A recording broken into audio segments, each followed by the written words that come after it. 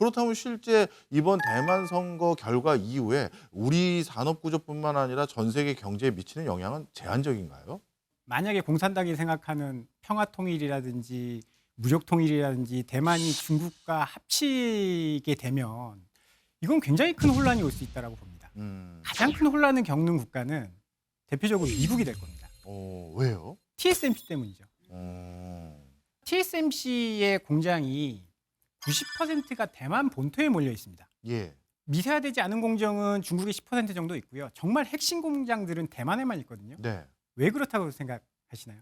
그게 뭐 지정학적인 리스크를 고려하는 거 아닌가요? 그렇죠. 네. TSMC로 방패막을 쌓은 겁니다. 예. 대만 그 작은 국가에 그 TSMC가 공장을 다 짓는 거 굉장히 무리한 일이에요. 이 공장이 여기 있으면 미국이 우리를 지켜줄 거야. 그런 믿음이 있는 거죠. 왜 그러냐? TSMC의 가장 큰 고객이 애플, 네. 그 다음에 퀄컴, 그 다음은 AMD, 그 다음은 엔비디아. 전부 미국 기업이네요. 그렇죠. 네. 지금 미국이 중국을 견제하는 방식은 어떤 기업도 중국에 반도체 장비 기술 수출하지 마라 이거잖아요. 근데 TSMC가 중국에 기속되는 순간 역전이 됩니다. 예. 중국은 어떻게 할까요? TSMC한테 애플 거 좀 만들지 말래? 엔비디아 수주 받지 말래? 이래버리면 엔비디아가 지금 GPU를 가지고 전 세계에 막 엄청난 성장을 하고 있고 그런 상황인데 그걸 못 만들면 테슬라도 문제가 생길 거고 모두가 문제가 생깁니다. 그걸 미국이 바랄까? 라는 생각을 대만이 하고 있다라고 생각을 하고요. 그리고 대만 주식도 지금 많이 떨어지고 있긴 한데 네. 1월 1일부터 떨어지기 시작했거든요. 예. 근데 이거를 이제 대만 선거랑 갖다 붙이기에는 시차가 좀 안 맞죠. 대만 선거 이야기는 작년 말부터 있었던 거고 네네. 뭐 선거가 끝나고 바로 급락한 것도 아니고 선거를 갖다 붙이기에는 좀 무리가 있다라고 저는 개인적으로 보고 있습니다. 네.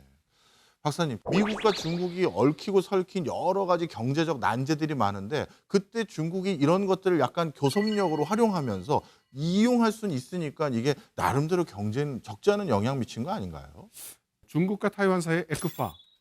그러니까 이것이 만일 그 국가 간이라면 FTA에 해당이 되는데 이제 중국의 논리로는 같은 국가이기 때문에 이게 이제 FTA가 되지 않고 에크파라는 협약을 맺고 그동안 사실상 타이완 물건을 많이 사줬어요. 네.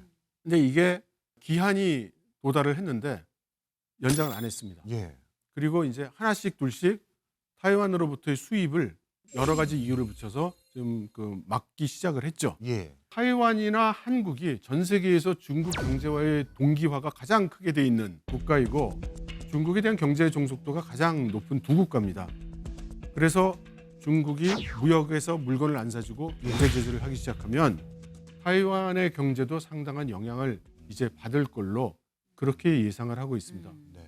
이런 지정학적인 리스크를 이제 또 본격적으로 고려해야 되는 게 아닌가? 북한도 꽤 심상치 않기 때문에 주식시장에서는 지정학적인 리스크에 대한 염두를 두고 투자 계획을 좀 세우고 계시나요?